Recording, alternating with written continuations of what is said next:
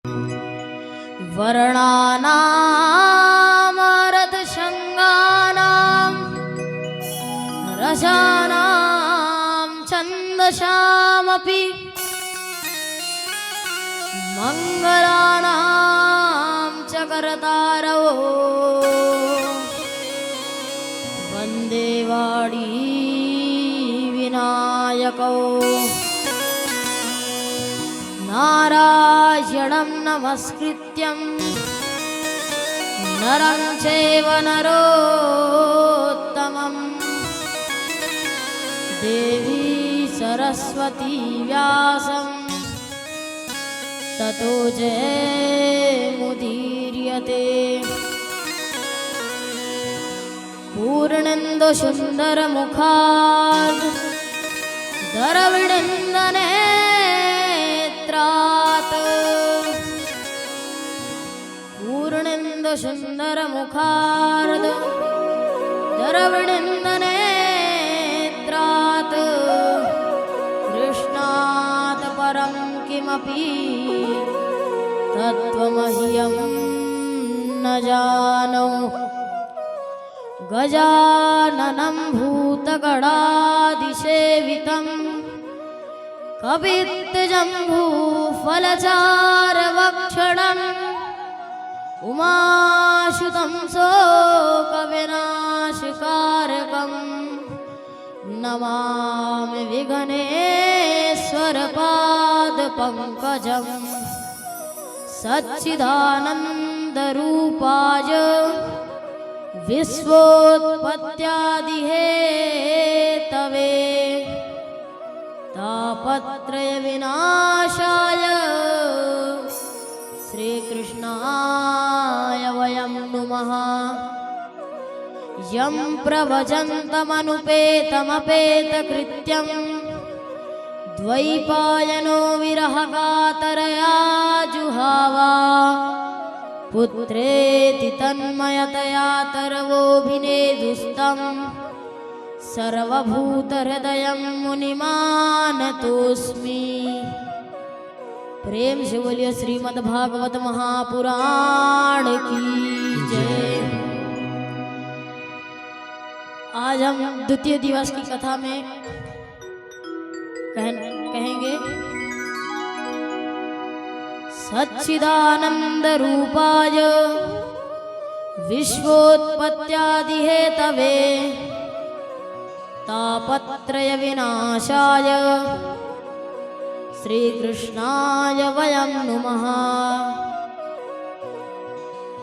श्रीमद् भागवत की कथा सत्य है। श्रीमद् भागवत की कथा सत्य है। सत्य की कथा है श्रीमद् भागवत। सच्चिदानंद रूपाय, भगवान का स्वरूप कैसा है? भगवान का स्वरूप सत्य है।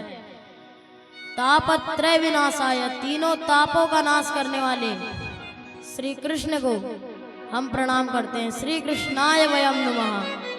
हम ऐसे श्री भगवान कृष्ण को हम प्रणाम करते हैं। सच्चिदानंद रूपाय विश्वोत्पत्त्यादिहेतवे तापत्रय विनाशाय श्रीकृष्णाय वयं नुमः। श्रीमद् भागवतम रसमाल्यम। श्रीमद् भागवत अमृत है। श्रीमद् भागवत को कभी सुनना नहीं चाहिए। श्रीमद् भागवत को हमेशा पीना चाहिए। श्रीमद् भागवतम रसमाल्यम। श्रीमद् भागवत एक अमृत के समान है।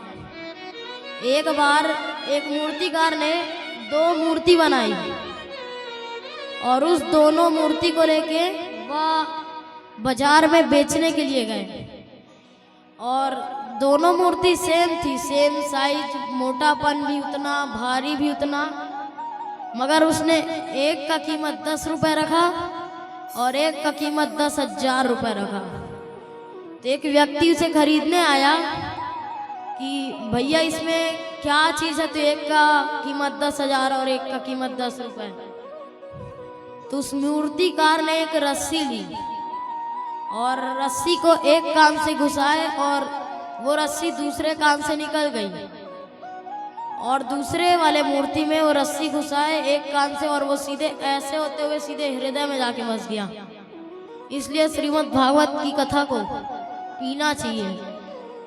अगर आप सुनते हो तो आप एक कान से सुन के एक कान से निकाल देते हो, मगर जब पीते हो ना तो पियोगे तो वही कथा आपके हृदय में आ जाएगा।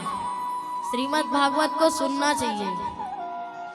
एक बार एक गांव में श्रीमद् भागवत की कथा चल रही थी, तो वहाँ एक व्यक्ति सुनने जा रहा था। तो एक बनिया था रास्ते में, वो जो व्यक्ति जा रहा था वो पूछा बनिया से कि चलो आज श्रीमद् भागवत जी की कथा चल रही है, चलो। तो वो बनिया कहता है कि जिस काम में मेरे को फायदा रहता है मैं उसी काम में जाता हूँ। तो वो शांत होके चला गया व्यक्ति जो था।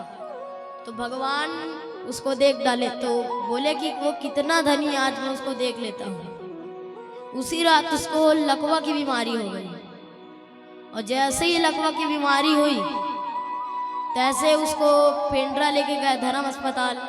वहाँ से फिर बोल दिए बिलासपुर, बिलासपुर से बोल दिए रायपुर, रायपुर से नागपुर। ऐसे करते करते उस धनी का पूरा धन खत्म हो गया। और एक दिन उसका भगवान मतलब समझ गया अब कितना धनी था, तो दिख गया। उसका एक दिन फिर उद्धार हो गया। एक बार की बात है कि तुंगा भद्रा नदी के किनारे एक पंडित जी और एक पंडिताइन रहती थी। उनका कोई परिवार नहीं था, वो अकेले ही 2 जन रहते थे बस। तो कोई उनका संतान भी नहीं था। उनके यहाँ एक तुलसी का पौधा था। तुलसी का पौधा में वो मतलब रोज पानी डालते थे, और वो रोज सूखते ही जाता था, वो उगता नहीं था। और तुलसी का पौधा ऐसा होता है ना, वो पत्थर में भी उग जाता है, पहाड़ में बड़े बड़े रहता है। तो वो उनके यहाँ सूखते गया। और उनके यहाँ एक 6 वर्ष की गौ माता भी थी, उनका भी कोई बछड़ा नहीं था। तो एक वो बड़े परेशान हुए थे, वहाँ के जो पंडित जी थे वो बड़े परेशान थे। तो एक दिन उनका उनके पड़ोसी आए। तो वो कहते हैं कि तुम्हारे यहाँ एक चीज की बीमारी है, तुलसी का जड़ इसलिए नहीं होता क्योंकि तुम्हारे यहाँ कोई संतान नहीं है, यदि संतान होते तो वो हो जाता। और पंडित जी का नाम था आत्मदेव। आत्मदेव का मन ही ऐसा था कि उनका मन एकदम परमात्मा में ही लगा रहता था, बहुत अच्छे इंसान थे। और वैसे उनकी पत्नी का नाम था दुंदुभी। दुंदुभी जैसा नाम था वैसा काम भी था। पंडित जी तो एकदम सुबह टाइम चले आते थे पूजा कराने। तो मैया बस रहती थी पंडित जी, उनकी पत्नी। तो वो जब पंडित जी चले जाते थे तो उनसे मतलब पड़ोसी लोग से आए दिन झगड़ा, कभी इससे झगड़ा कभी उससे झगड़ा, रोज दिन झगड़ा होते रहता था। और जैसे ही पंडित जी आते थे अपना पूजा करा के, शाम हो जाता था उनको, तो जैसे ही आते थे पूजा करा के, वैसे वो इतना बढ़िया 16 श्रृंगार करती थी कि एकदम अच्छी दिखती थी। तो भगवान कहते हैं ऐसे घूम के आ रहे हो, सीधे सीधे आ जाते तो अच्छा रहता। और उनका कोई संतान भी नहीं था, तो उन लोग बहुत दुखी होते थे। वो ना उनके यहाँ तुलसी का पौधा जम रहा था, ना गौ माता का बछड़ा हो रहा था। तो बड़े ही दुख होने के साथ वो एक जंगल में गए। तो वहाँ वो रोने लग गए जोर जोर से। तो तभी एक साधु जी आए। साधु जी कहते हैं कि तुम रो क्यों रहे हो इस जंगल पे इतने सुनसान में। तो फिर वो अपना कहानी बताए कि मेरा ना कोई संतान है, मेरे यहाँ 6 वर्ष की गैया है, उनका भी कोई बछड़ा नहीं है, ना कोई मेरे यहाँ तुलसी का पौधा भी नहीं उग रहा है। तुलसी का पौधा ऐसे जगह में उगता है जहाँ संतान हो। जिसके यहाँ संतान नहीं होती ना, उसके यहाँ तुलसी का पौधा नहीं उगता। चाहे आप चाहो चाहे ना चाहो, जितना भी पानी डाल लो नहीं उगता। जिसके यहाँ संतान होता है उसी के यहाँ उगता है। तो वो जो साधु जी थे वो बोले कि तुम क्यों रो रहे हो, इतने सुनसान जंगल पे। तो पंडित जी कहते हैं, ना कोई मेरे यहाँ तुलसी का पौधा उगता, ना मेरा कोई संतान है, ना कोई मेरे यहाँ 6 वर्ष की गौ माता है, उनका भी कोई बछड़ा नहीं हो रहा है। तो जो साधु जी थे वो बोले, वो मतलब उनका माथे का एक एक लाइन चेक करके बता दिया कि तुम्हारे यहाँ 1 जन्म नहीं, 2 जन्म नहीं, पूरे 24 जन्म तक कोई वो नहीं है, संतान का जन्म नहीं है। तभी वो बोले पंडित जी की कुछ तो उपाय होगा। तो बोले कुछ भी उपाय नहीं है। बोले तुम्हारे यहाँ 24 वर्ष तक, 24 जन्म तक कोई संतान नहीं है। तो फिर बोलते हैं कि वो फिर उनको एक फल दिए सेव का। वो बोले कि इसको जाके अपनी पत्नी को खिला देना, तुम्हारा संतान हो जाएगा। मगर पत्नी ऐसी वो लेके गए और पंडित जी बोले कि इसको खा लो। तो वो फल को रखी रही और वो क्या सोची कि मैं कहीं इसको खा लूँ, मेरे को कुछ हो जाए। कभी कभी ऐसा होता है ना कि संतान का जन्म होता है और माता ही नहीं पड़ जाती है, खत्म हो जाती है। तो वो सोची कि दूसरे की वजह से मैं क्यों मरूं, इसलिए वो गौ माता को वो फल खिला दी जो उनके यहाँ 6 वर्ष की थी। तो वो गौ माता का एक सुंदर सा पुत्र हो गया, उसका नाम पड़ा गोकर्ण। बोलिए गोकर्ण महाराज की जय। वो बछड़े का पुत्र हुआ जो, उसका नाम गोकर्ण पड़ा। सेम वो पूरा इंसान नहीं था, मगर थोड़ा बछड़े के पेट से पैदा हुआ था, तो उसका बस कान बड़ा बड़ा था। और पंडित जी भी बहुत खुश हुए उसको देख के। और उनकी जो माता जी थी उनका पुत्र भी हुआ, तो उनके पुत्र का पहले वो नाम रखे अपने पुत्र का आत्मदेव, मतलब आत्मदेव उनका नाम था, तो आत्मदेवा उनका नाम रखने वाले थे। तो तभी पत्नी कहे, वाह 10 महीना तक इनको पेट में संभाल के मैं रखी और आप नाम रखोगे अपने नहीं। मेरा नाम है धुंधुभी, तो मेरे बच्चे का नाम रहेगा धुंधकारी। तो उसका नाम धुंधकारी पड़ गया। तभी वो धीरे धीरे बड़ा हुआ। गोकर्ण महाराज जी धीरे धीरे बड़े हुए। गोकर्ण महाराज एकदम जो गाय के बछड़े थे वो साधु बनने लग गए, अच्छी अच्छी वाणी बोलने लग गए, वो तीर्थ में जाने लग गए। और जो वो था पंडित जी का बच्चा, वो सोचने लगा, वो मतलब खराब होने लग गया, मतलब पूरा बिगड़ गया। तो जो गोकर्ण थे वो एकदम अच्छे रास्ते में चले गए, तीर्थ यात्रा में चले गए। और जो धुंधकारी था वो पूरा बिगड़ गया था, सट्टा खेलता, दारू पीता, घर में आके मारता सबको। तो उसके एक दिन उनके यहाँ पूरा धन खत्म हो गया, और सट्टा खेल खेल के पूरा लगा के हार जाता था। तो वो एक दिन पिताजी से धन मांगने आया कि मेरे को धन दे दो, मैं खेलने आ रहा हूँ। और पिताजी बोले कि धन तो अब नहीं है, खत्म हो गया है। तो उसने जोर से अपना लात को ताना और पिताजी के हृदय में मारा जोर से, तो पिताजी का उद्धार हो गया। फिर उनके घर में गोकर्ण महाराज तो चले गए थे, गोकर्ण जी चले गए थे तीर्थ में। उनकी बस पत्नी थी, तो पत्नी को भी ऐसे कह गया कि उनका दोनों आँख को फोड़ डाला, ऐसे फोड़ डाला। मतलब फिर एक दिन उनकी माँ जो थी वो एक कुएं के गड्ढे में गिर गई, कुएं में, तो उनका भी वहीं उद्धार हो गया। और जो वो था वो धुरंधरी, वो अपने 5 दोस्त लोग को बुला के घर में सट्टा खेल रहा था। उनके माता पिता तो खत्म हो गए थे, सट्टा खेल रहा था। तभी क्या हुआ कि जो वो था, उनके दोस्त लोग आए थे 5 लोग, वो धन के मतलब उनको कंजूस के बारे में वो धुरंधर को ही मार डाले, मतलब जो उनका पुत्र था पंडित जी का उसको मार डाले। फिर उसका आत्मा जो था वो घर ही में घूमते रहा। फिर कुछ दिन बाद उनका जो बछड़ा का वो था बेटा गोकर्ण, वो तीर्थ करके अपने घर में आए। तो जो वो था उनका पंडित जी का बेटा, वो उनको कभी कुत्ते की आवाज़ से चिल्लाता था, कभी किसी के भी आवाज़ से चिल्लाते रहता था वो हमेशा। तो क्या हुआ, वो गोकर्ण जी बोले कि तुम्हारा अभी तक उद्धार नहीं हुआ है। तो बोले कि अभी तक तो मेरा उद्धार नहीं हुआ, मतलब डराते थे हर आदमी को, कुत्ते की आवाज से, शेर की आवाज से, गौकर्ण महाराज को।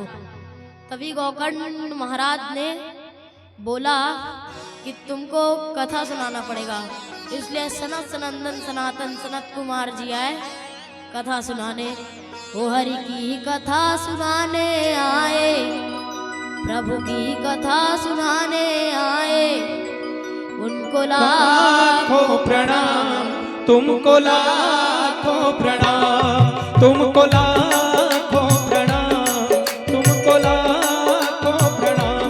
हरि की कथा सुनाने वाले, अमृत पान कराने वाले, हरि की कथा सुनाने वाले, अमृत पान कराने वाले, तुमको लाखों प्रणाम, तुमको लाखों प्रणाम, तुमको लाखों प्रणाम, तुमको लाखों प्रणाम। हरि की कथा सुनाने आए, प्रभु की कथा सुनाने आए, हरि की कथा सुनाने वाले, गोविंद कथा सुनाने वाले, तुमको लाखों प्रणाम, तुमको लाखों प्रणाम, तुमको लाखों प्रणाम, तुमको लाखों प्रणाम।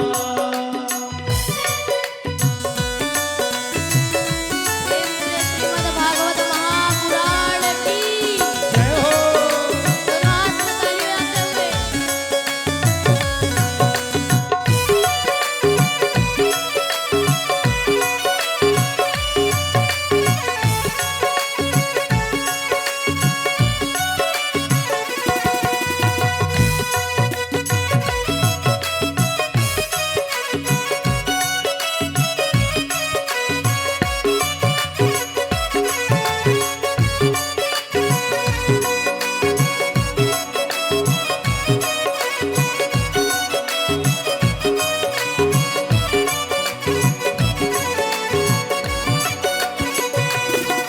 हम भूल रहे थे वन में, बल खो बैठे थे तन में। हम भूल रहे थे वन में, बल खो बैठे थे तन में।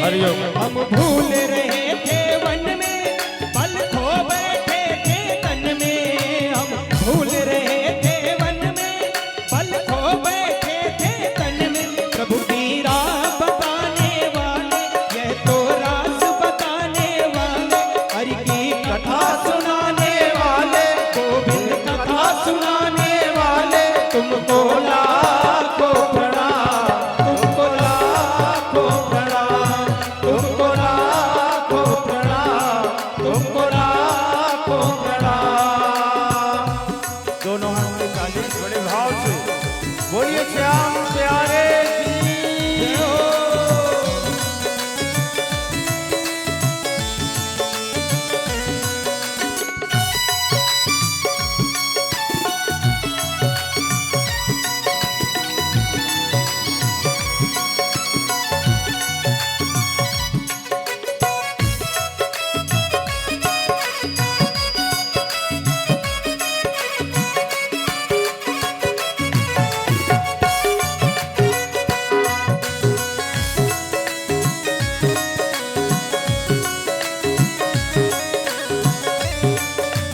ताली बजा बड़े भाव से ताली बजाते हुए।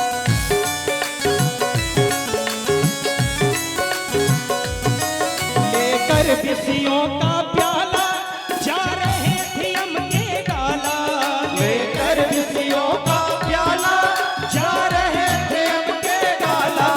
लेकर विषयों का प्याला, जा रहे थे हम के गाला। लेकर विषयों का प्याला, जा रहे थे हम के गाला।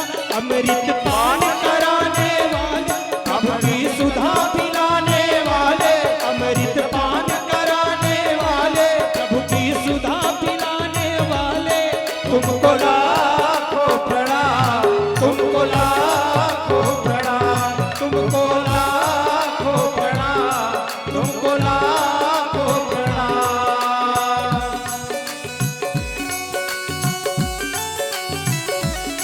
बोलिए भागवत महापुराण की जय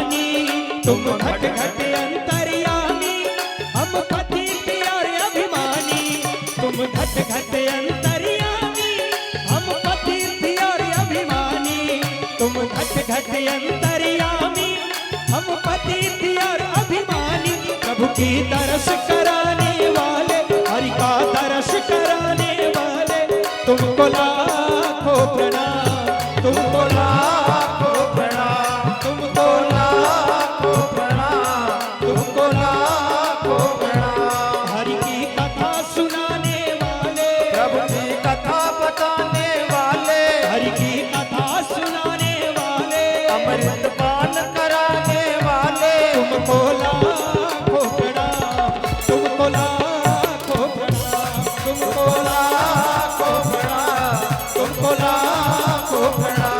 हरि की कथा सुनाने वाले, गोविंद कथा सुनाने वाले, हरि की कथा सुनाने वाले, प्रभु की सुधा पिलाने वाले, तुमको लाखों प्रणाम, तुमको लाखों प्रणाम, तुमको लाखों प्रणाम, तुमको लाखों प्रणाम, तुमको लाखों प्रणाम, तुमको लाखों प्रणाम, तुमको लाखों प्रणाम, तुमको लाखों प्रणाम। प्रेम से बोले श्रीमद् भागवत महापुराण की। जय एक बार महाभारत का युद्ध होने वाला था, तो जो दुर्योधन है और अर्जुन जी वो कृष्ण जी के पास जा रहे थे कि कृष्ण जी मेरा, तो कृष्ण जी क्या किए कि कृष्ण जी अपना दो भाग कर लिए कि एक तरफ वो अपना चतुरंगिनी सेना, हाथी घोड़ा पैदल और रथ, और एक तरफ वो छाछ बन के खड़े हो गए, मतलब अकेले। तो जब आए तो फिर दोनों अर्जुन और दुर्योधन आए, तो दुर्योधन जी बड़े थे, तो वो सोचे मन ही मन कि ये तो कृष्ण जी हैं, कृष्ण जी अपना चतुरंगिनी सेना, ना इनके पास बल है, पूरा बल तो इन लोग अलग कर दिए हैं ये। तो क्या किए, चतुरंगिनी सेना को लेकर चले गए। और बाद में अर्जुन जी जो बचे वो, अब कृष्ण जी क्या कहते हैं, हार तेरी है निश्चित, तू हरदम रहे उदास, सारा माखन नर दुर्योधन ले गए, अब छाछ खड़ा तेरे पास। बोलते हैं कि जैसे माखन मलते हैं ना, तो माखन को अलग और छाछ को अलग कर देते हैं, वैसे ही जो माखन था माखन को ले गए, और जो छाछ है छाछ को छोड़ दिए। तो छाछ को लेके क्या करेगा, तो अर्जुन जी क्या कहते हैं, जीत निश्चित है मेरी, मैं रहूंगा हरदम खुशहाल। अर्जुन दुर्योधन जो ले गया, मतलब दुर्योधन जो लेके गया है वो बासी माखन है, माखन चोर तो मेरे पास है, मैं जब चाहूँ तब उतना माखन खाऊंगा। वो तो अभी माखन लेके गया, वो बासी हो जाएगा, मगर मेरे पास माखन चोर है। तभी जैसे युद्ध होता है वैसे जो दुर्योधन था वो हार के आ जाता है, और जो वो था अर्जुन वो जीत के आ जाते हैं। दुर्योधन कुछ भी नहीं कर पाता और अर्जुन पूरे महाभारत युद्ध को जीत के आ जाते हैं। से अब सभी कोई अपना अपना हाथ उठाएंगे, हाथ उठाइए सभी कोई अपना अपना हाथ उठाइए। हम हाथ उठाकर कहते हैं हम हो गए राधा रानी के। हम हाथ उठाकर कहते हैं हम हो गए राधा रानी के। हम हाथ उठाकर कहते हैं हम हो गए राधा रानी के। हम हाथ उठाकर कहते हैं हम हो गए राधा रानी के।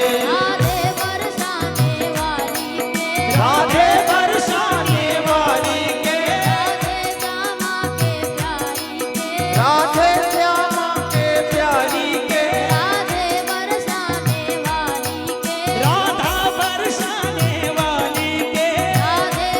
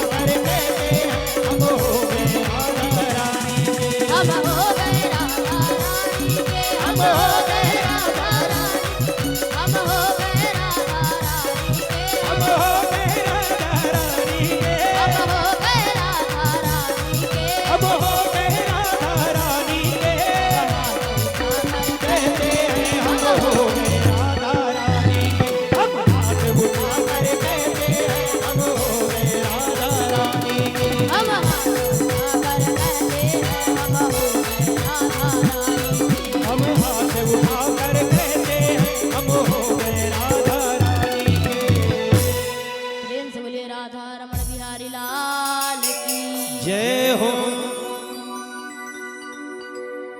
हमारे पूज्य श्री पिता संजीत कृष्ण पांडे जी अभ्यास गद्दी आने में कष्ट करें। अब आगे की कथा वो सुनाएंगे।